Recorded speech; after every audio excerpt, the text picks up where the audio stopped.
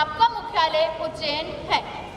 श्रीमती प्रीति दीदी जादव, प्रांत सहसंयोजिका, आपका निवास स्थान शाजापुर है।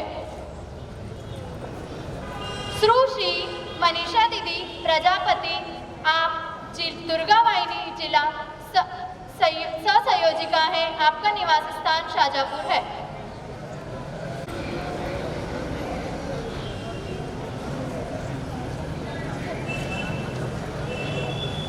अतिथियों के स्वागत के लिए ज्योति प्रिया दीदी के स्वागत के लिए रानू दीदी और प्राची दीदी आए।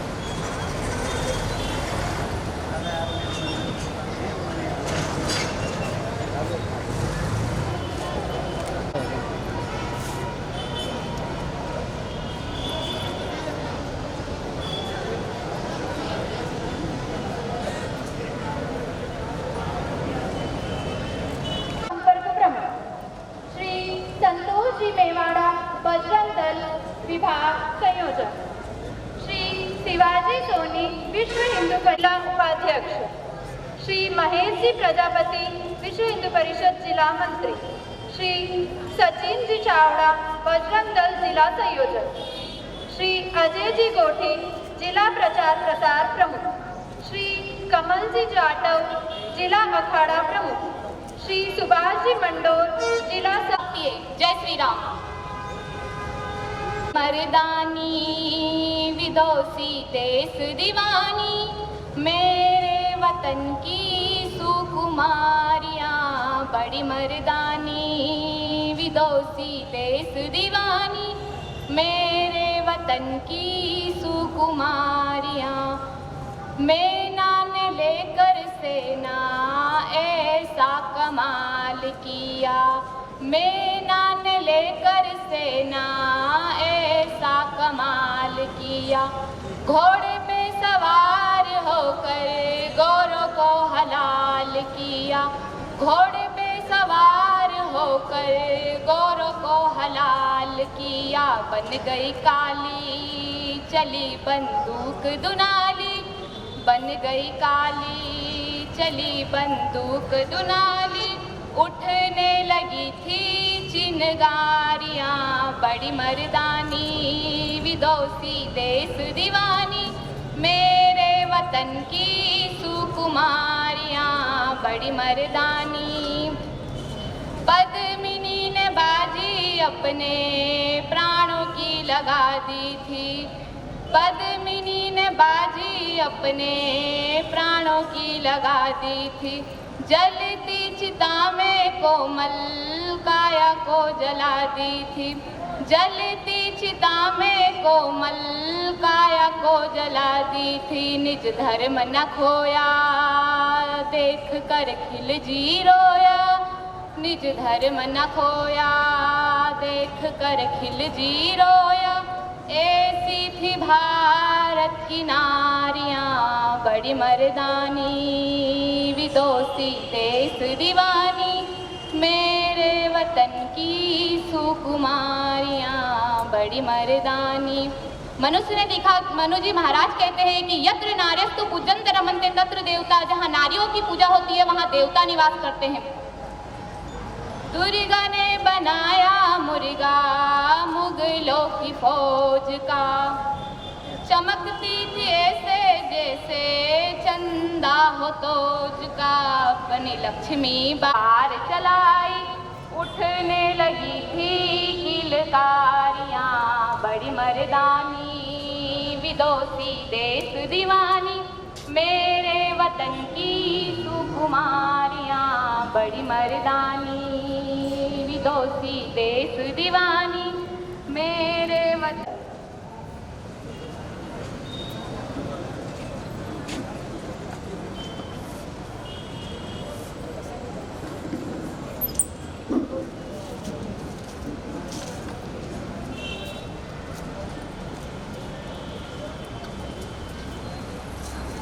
या देवी तस्यै नमस्तस्यै नमस्तस्यै नमो नमः, अखण्डमण्डलाकारं व्याप्तं येन चराचरं, तत्पदं दर्शितं येन तस्मै श्रीगुरुवे नमः।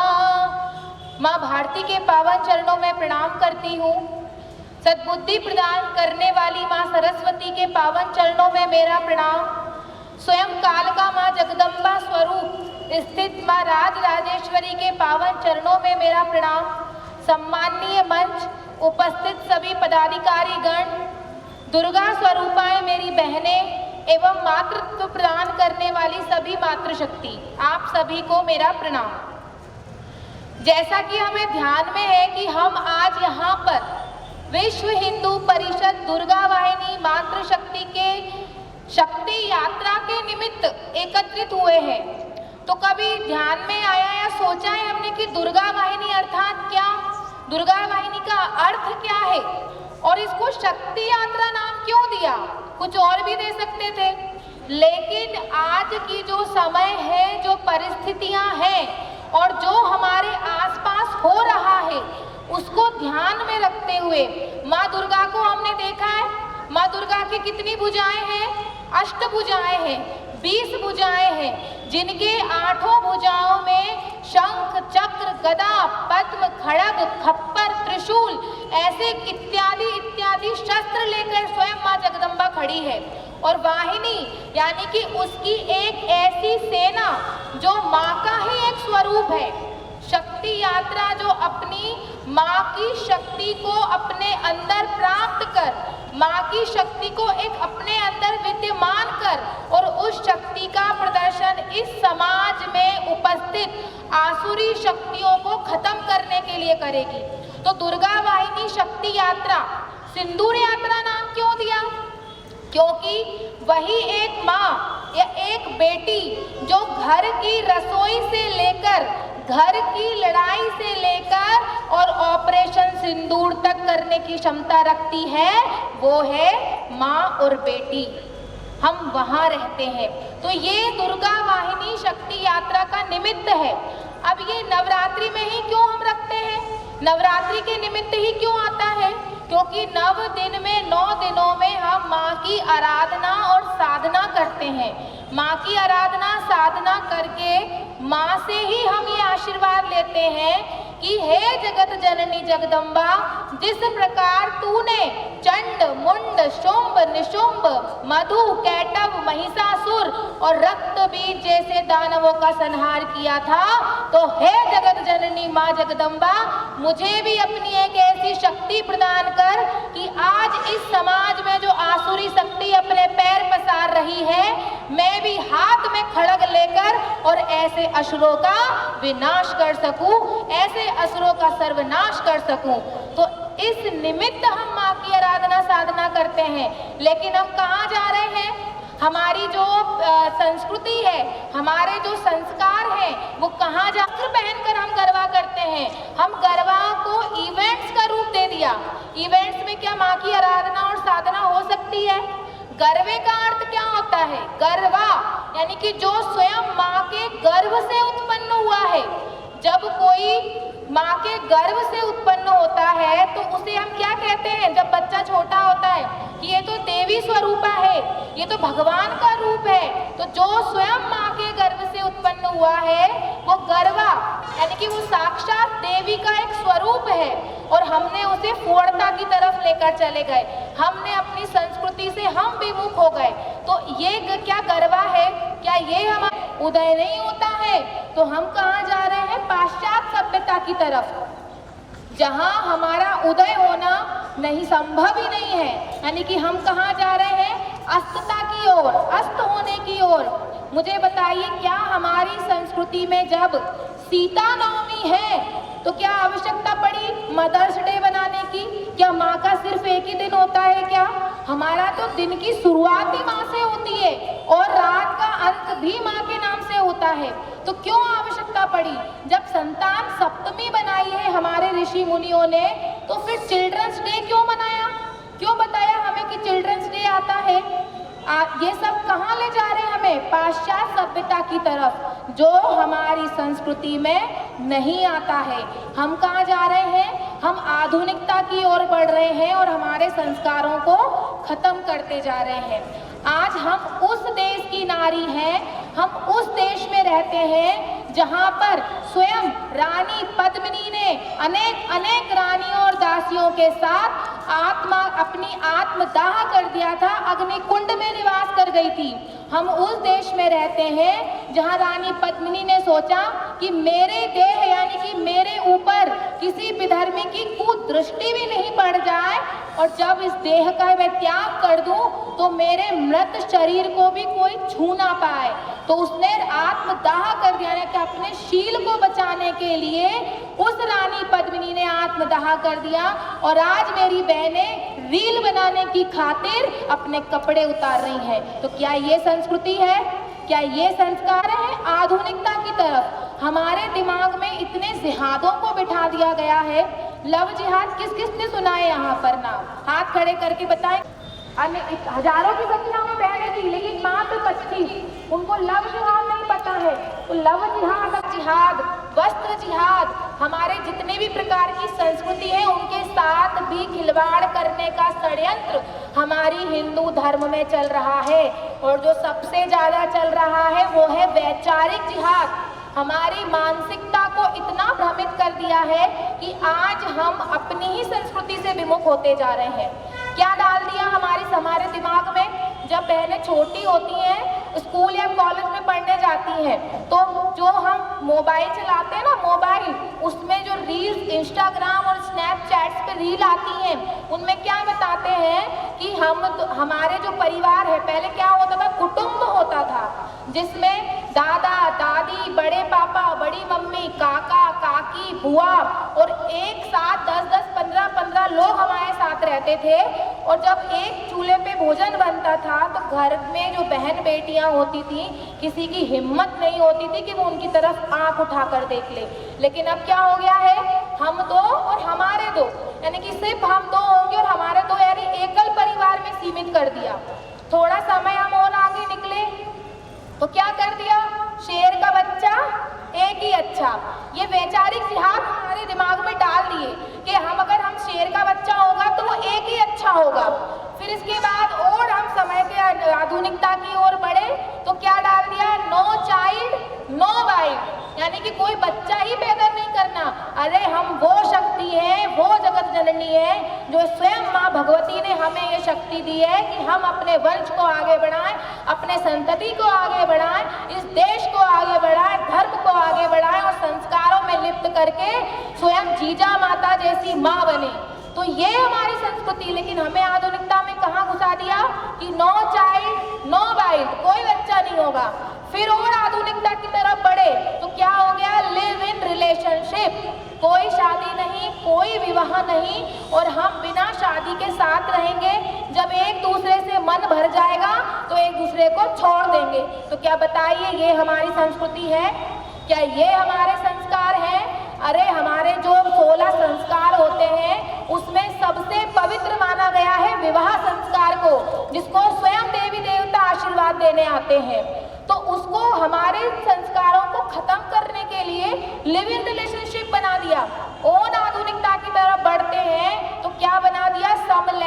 विवाह यानी लड़का लड़के से शादी करेगा, लड़की लड़की से शादी करेगी, ये हमारी लड़कियों के दिमाग में घुसा दिया तो आज हमारा धर्म, संस्कृति, संस्कार सब खत्म होकर और ये आधुनिकता यानी पाश्चात्य सभ्यता की ओर बढ़ते जा रहे हैं। तो अगर ये क्यों डाल रहे हैं, विचार किया कभी? अगर इन रील्स से आगे बढ़ेंगे तो सोचने की शक्ति हमारी जागृत होगी। क्यों बढ़ावा दे रहे हैं इन चीजों को, आधुनिकता को?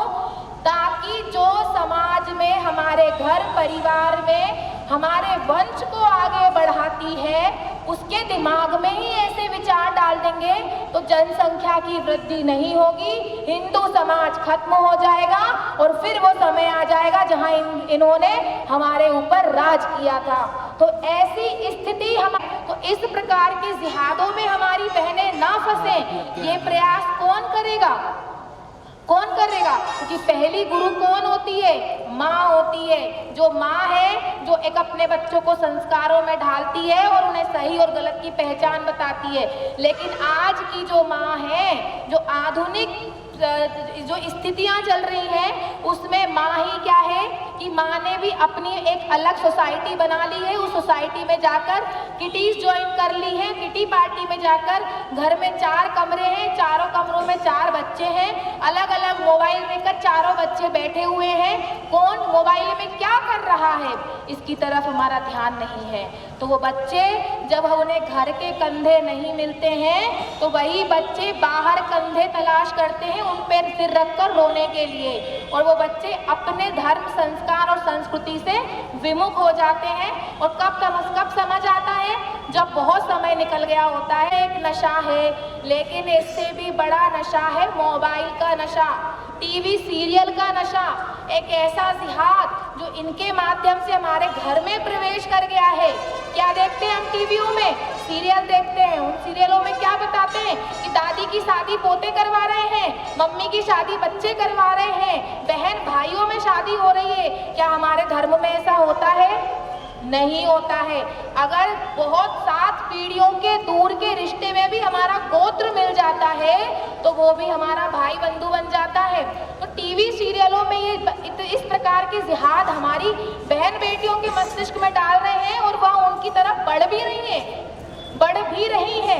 ये आप स्वयं भी अपने आप से प्रश्न करना, क्या मैं सही कह रही हूँ? ऐसा हो रहा है तो ये क्यों हो रहा है? ताकि हम अपने परिवार, हमारा परिवार विघटन टूटे, विघटन हो हमारे परिवार का, हमारे घर के बच्चे हमारी धर्म संस्कृति से विमुख हो जाएं। तो ये ध्यान हमें करना है कि क्या हमारी धर्म संस्कृति में ये चीज़ें आती हैं या नहीं आती हैं। इन जिहादों में हमें फंसना है या इन जिहादों से हमें बचना है, ये हमें स्वयं विचार करना पड़ेगा, कोई दूसरा नहीं आएगा। लोग सोचते हैं कि अरे ये काम तो मैं कर रही हूँ, ये काम मैंने किया है, ये काम मैं अरे मैं क्या? मैं कुछ भी नहीं। I am nothing without you, यानी कि मैं कुछ भी नहीं हूँ सब आप सबके बिना। तो ये जो दिमाग में निगेटिविटी है ना, मुझे क्या करना, मैं नहीं करूँगी तो कौन करेगा, ऐसा नहीं है। अगर मैं नहीं करूँगी तो कोई और करेगा, कोई और नहीं करेगा तो कोई और करेगा।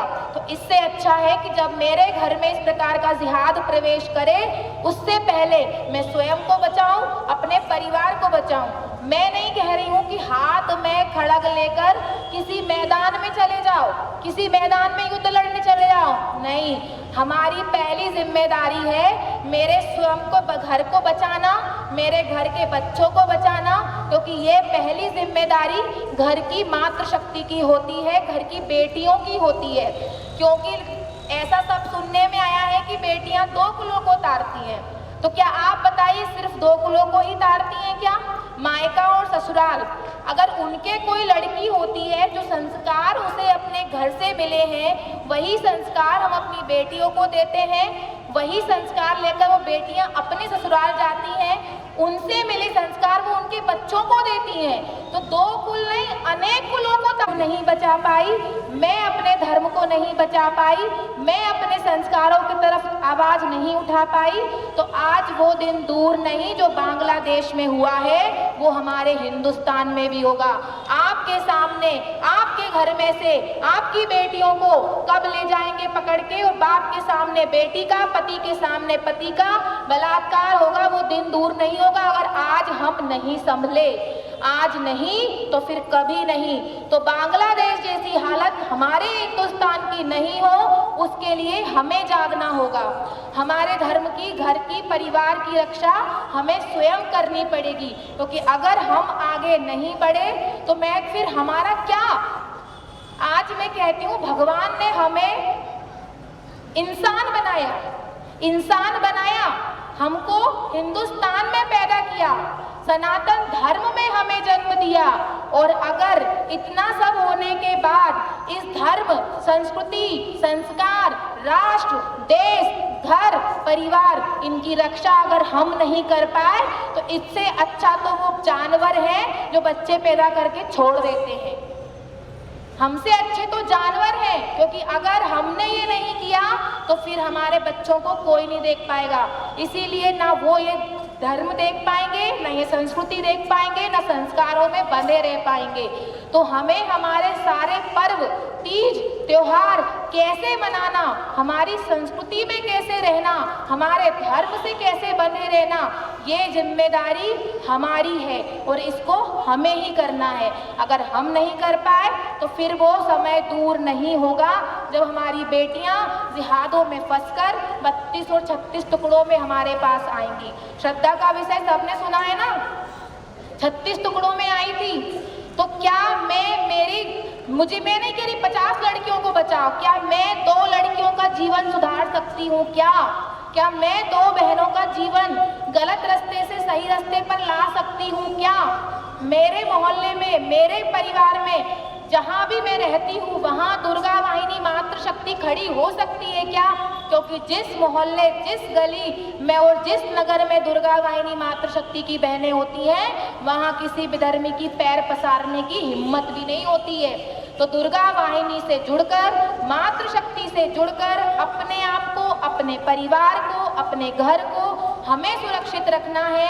संस्कारों में बंधकर हमें रहना है, क्योंकि ये जो संस्कार है हमें स्वयं हमारे पूर्वजों से मिले हैं। और अगर आज हम इसमें नहीं बंध पाए, इसमें संस्कारों में नहीं रह पाए, तो आज आप देख रहे हैं समाज की स्थिति कहाँ जा रही है। गर्भों में कितनी फुअड़ता होती है, ये मुझे बताने की आवश्यकता नहीं है कि वहाँ हमारे ही घर से, यानी कि घर से बेटी किस प्रकार के वस्त्र पहनकर निकल रही है और घर के ही लोग मना नहीं कर रहे हैं, इसका मतलब आप उसको बढ़ावा दे रहे हैं। आज हमारे उस संस्कृति से हम सनातन धर्म में हम हैं, जहाँ जब बेटी 18 साल की हो जाती है तो पिता और भाई से भी वो एक दूरी बनाकर चलती है। उसका जो छोटा भाई होता है वह भी एक पिता के समान कार्य करता है कि बहन कहाँ जा रही है, कहाँ आ रही है। और जब बहन बड़ी होती है तो अपने छोटे भाई को मातृत्व, यानी कि उसके अंदर माँ ममता अपने आप आ जाती है। तो हम उस धर्म में रहते हैं। तो हमारी बेटी कहाँ जा रही है, किससे मिल रही है, कौन उसके दोस्त हैं, कौन उसके मित्र हैं, ये सारी जानकारी मातृशक्ति को होना आवश्यक है। मोबाइल अगर है तो उसका पासवर्ड घर के माता पिता को पता होना चाहिए। विश्वास है कि मैं अपनी बेटी पर विश्वास करती हूँ, मुझे बहुत विश्वास है, लेकिन समाज में जिस प्रकार के जिहाद चल रहे हैं उसमें विश्वास करिए, लेकिन अंधा विश्वास नहीं करना है। आज हमारी बेटी की सुरक्षा की जिम्मेदारी सबसे पहले हमारी है, उसके बाद किसी और की है। तो इस प्रकार के जिहादों से हमें बचना है और अपने परिवार को सुरक्षित रखना है। नशे का मैं एक छोटा सा उदाहरण दूंगी आप लोगों को। येवले की चाय पिए हमने, येवले की जो आजकल हर जगह मिल रही है येवले। कभी विचार किया कि उस येवले की चाय में ऐसा क्या है, उसको पीने के बाद ऐसा क्यों करता है मन की बार बार मैं उस चाय को पीऊं? उसके अंदर एक ऐसा ड्रग्स मिलाया जाता है जिसको पीने से हमें उसकी आदत लग जाती है।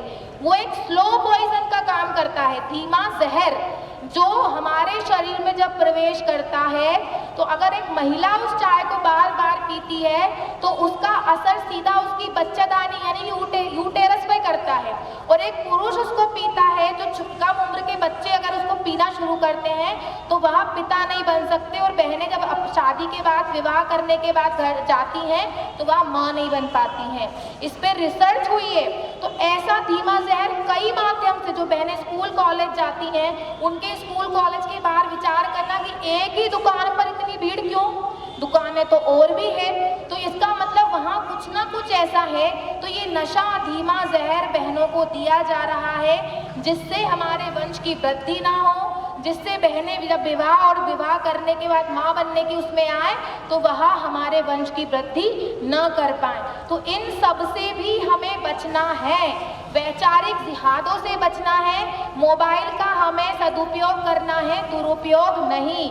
आपके पास फेसबुक, इंस्टाग्राम, स्नैपचैट पर किसकी फ्रेंड रिक्वेस्ट आ रही है, आप उसकी जब तक पूरे खानदान को नहीं जान लो तब तक हमें उस फ्रेंड रिक्वेस्ट को एक्सेप्ट नहीं करना है। सबसे ज़्यादा जिहाद होता है इंस्टाग्राम से, तो इसलिए इन सभी प्रकार की चीज़ों से बचना है। और आज अगर हम यहाँ पर आए हैं तो एक संकल्प लेकर जाएंगे। संकल्प समझते हैं क्या होता है? संकल्प यानी क्या है? संकल्प ले लिया मतलब उस कार्य को करना है। तो दोनों हाथ, सबसे पहले कमर सीधी करके बैठेंगे, दोनों हाथ खड़े करेंगे और जो मैं बोल रही हूँ उसको तेज आवाज में दोहराएंगे। आवाज ऐसी आनी चाहिए कि चलते रास्ते पर लोग रुक जाएं, ठीक है? आज मैं यहाँ संकल्प लेती हूँ या मेरी किसी भी बहन को किसी भी प्रकार के जिहाद में ना फंसूंगी ना फंसने दूंगी। यह संकल्प लेती हूँ, यह संकल्प लेती हूँ। जय जय श्री राम, जय जय श्री राम। दुर्गा माता की, भारत माता की। प्रांत सहसंयोजिका प्रीति दीदी और जिला सहसंयोजिका मनीषा दीदी और बाहर से सभी पधारे तिथिगण का मैं बहुत बहुत आभार व्यक्त करती हूँ।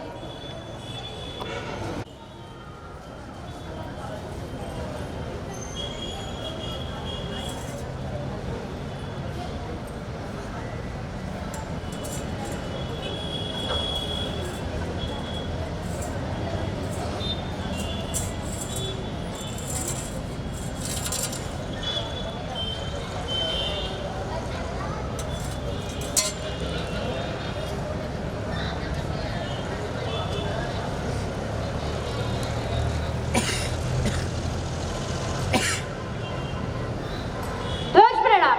1 2 3। प्रार्थना।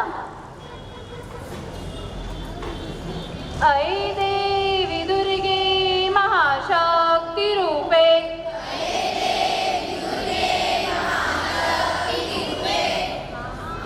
सामूहिक लेना है। महामंगले वत्सले मातृभूमे त्वमेका भवानी त्वमेका शरण्य विधात्रे शिवाय नमस्ते नमस्ते। त्वया प्रेरितास्मो वयं वीरबाला शुभं कर्म कर्तुं विजयितुं रणस्थ स्वदेशे विदेशे सुकार्याभिकीर्य सदाचारवृत्तिं वयस्थापयामः।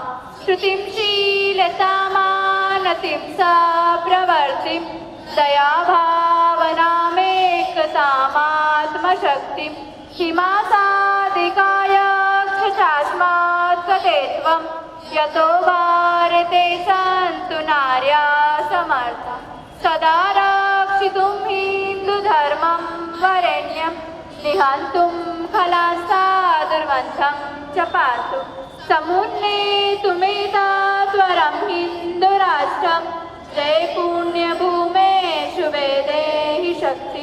दुर्गा माता की जय, भारत माता की जय। 1 2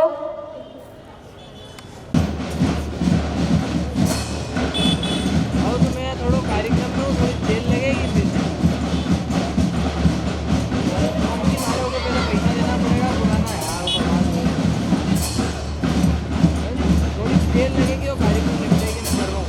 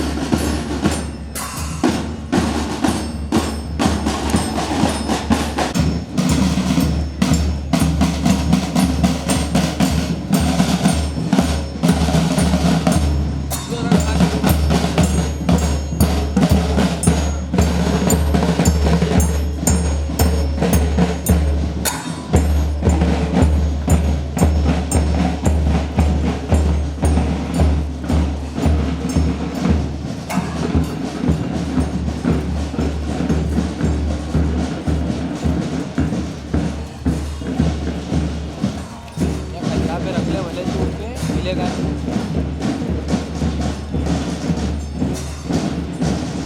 तो देख तो रहे स्क्रीन में कहीं।